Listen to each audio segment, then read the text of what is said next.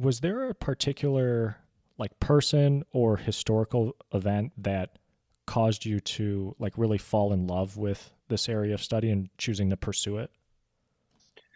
Well, I've always been interested in it. When I was in my graduate study, of course, I had to choose. I did a master's first, and then a PhD built on that. And I had to choose like a dissertation topic.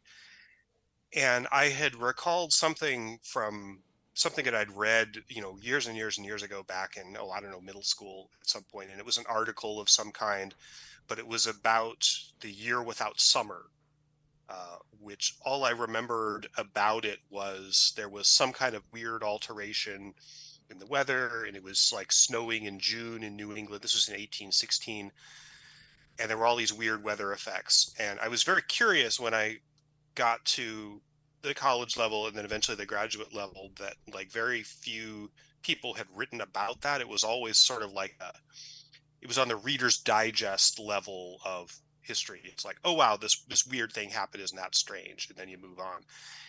And I got very interested in that event. And so I started, when I was casting about for topics, I started researching, seeing what research there was on it, and there was very little. So that event really pulled me in because it was kind of untrammeled ground. I mean, historians hadn't really looked at it. Scientists had looked at it because it was caused by a volcanic eruption.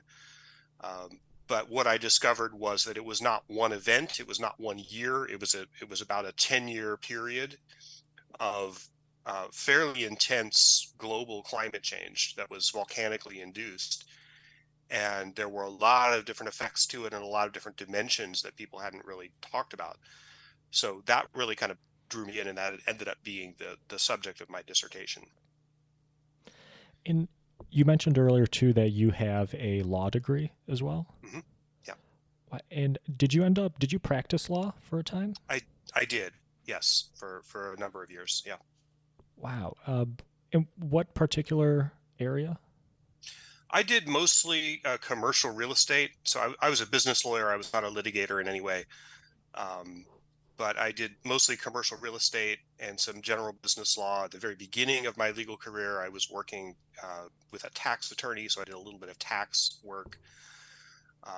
And then toward the end, after I got out of uh, graduate school, I tried to sort of combine my historical knowledge with my legal expertise. And for a while, I was a consultant on issues of climate change because during my dissertation, I became very interested in and knowledgeable about the history of uh, climate and weather in general, and of course, our current episode of man-made, human-caused global warming, the history of that and how that developed, how that was discovered, and that sort of thing.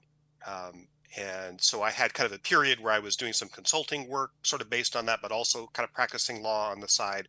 It didn't really fit together that well. And then pandemic era, I kind of just went out of the law profession entirely, with no regrets about that. And so I've been focusing on history pretty much since then.